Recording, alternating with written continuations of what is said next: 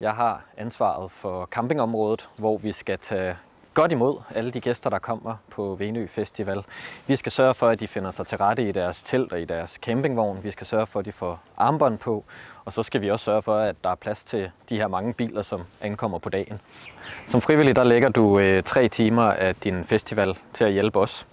Det får du cirka halv pris på billetten. Du betaler 495 for en frivillig billet. Når du ankommer, så ved du meget præcis, hvor du skal være og hvornår. Det er ikke sikkert, at du skal være frivillig hos mig ude på campingområdet. Det kan også være, at du skal sælge drikkevarer inde på pladsen, eller at du skal gøre rent på pladsen, eller du skal hjælpe til i køkkenet.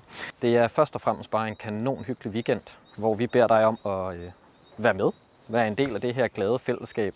Og det går sgu egentlig meget hurtigt, når først du er i gang. Gæsterne de er glade, og det er alle de andre frivillige, der er til stede også. Vi er der kun for at have det sjovt alle sammen, og det er egentlig meget nemt.